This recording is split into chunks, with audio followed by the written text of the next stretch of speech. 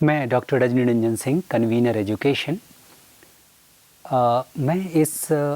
Course introduction series में मैं आपको मास्टर ऑफ एजुकेशन का एक जो कोर्स है, मापन एवं मूल्यांकन, मेज़रमेंट एंड इवैल्यूएशन, जिसका कोड MEED 10 है, उसके बारे में मैं संक्षिप्त परिचय देना चाहूँगा। मैं आपको ये बताऊं कि इस जो विषय है, इस विषय का जो टोटल क्रेडिट है वो 8 है और जो टोटल मार्क्स है वो 100 है। और इस 100 मार्क्स को दो तरीके से हम इवैल्यूएट करते हैं, यानी कि विश्वविद्यालय आपको टर्म एंड एग्जामिनेशन जो 80 अंक का और 20 अंक जिसका इंटरनल जो असाइनमेंट होता है उसके थ्रू आपका इवैल्यूएशन किया जाता है।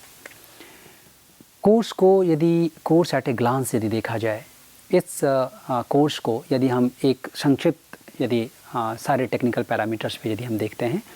तो इस कोर्स का, जैसा कि मैंने बताया कि टोटल क्रेडिट 8 है और स्टडी आवर्स जो है वो 240 आवर्स है, यानी कि औसत यदि आप 240 आवर्स कुल पढ़ते हैं तो आप इस कोर्स को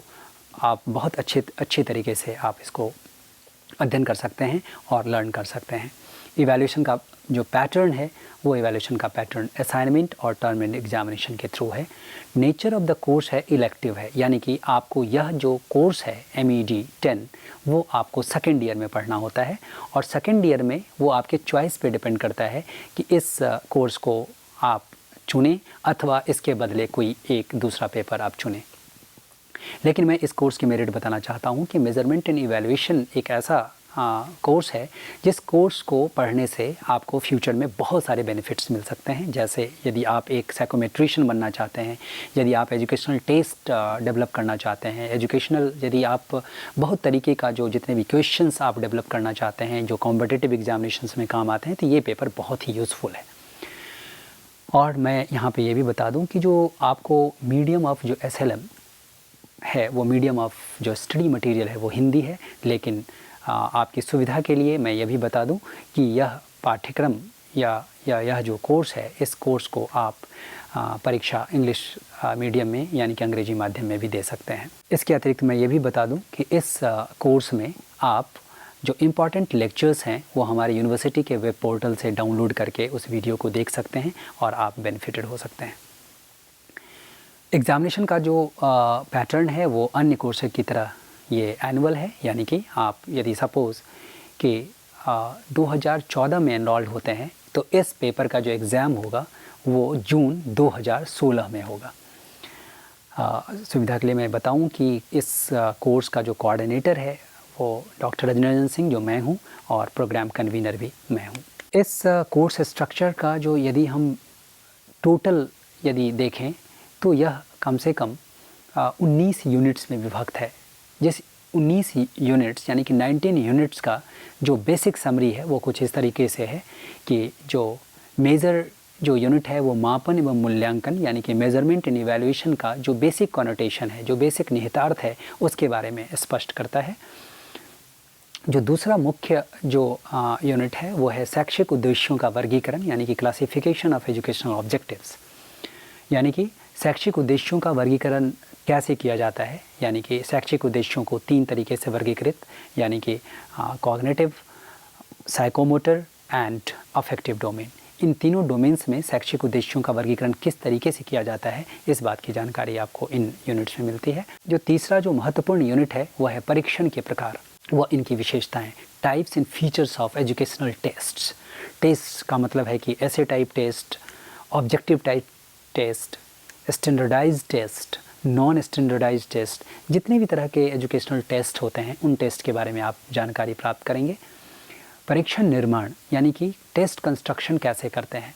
यानी कि आपको एक स्टैंडर्डाइज्ड टेस्ट का कंस्ट्रक्शन के लिए आपको किन किन एक्सपर्टीज़ की ज़रूरत पड़ती है, इस यूनिट्स में आपको मिलेगा। अल्टीमेटली जो लास्ट की यूनिट्स हैं वो इस बात को फोकस करती हैं कि परीक्षण की जो महत्वपूर्ण विशेषताएं हैं, विश्वसनीयता, वैधता व मानक यानी कि रिलायबिलिटी, वैलिडिटी और नॉर्म्स, इनके बारे में जिक्र करता है। मापन व मूल्यांकन यानी कि MEED 10 का निर्धारित पाठ अध्ययन करने के बाद आप बहुत तरीके से अपने आप को असेस कर सकते हैं। जैसे कि यदि आप मापन व मूल्यांकन को परिभाषित कर इनमें विभेद कर सकते हैं तो आप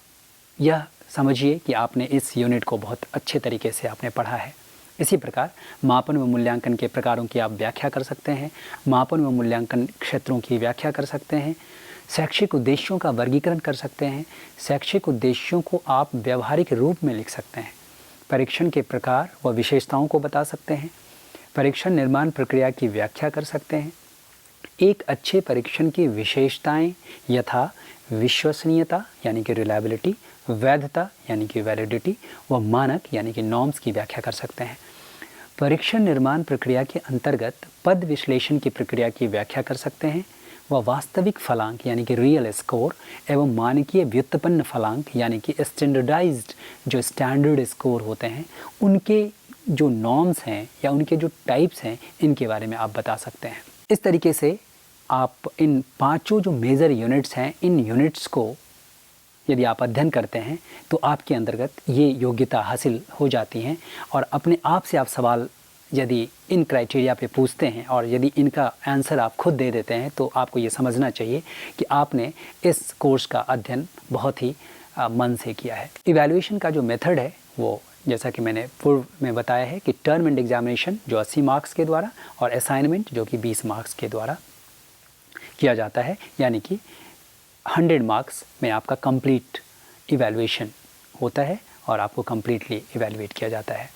क्वेश्चन का जो पैटर्न है वह टर्म एंड एग्जामिनेशन के लिए भी और असाइनमेंट के लिए दोनों 3 लेयर्स में बटे हैं। वेरी शॉर्ट आंसर क्वेश्चन और एसे टाइप, जिनका कंप्लीट डिस्क्रिप्शन आप स्क्रीन पर देख सकते हैं।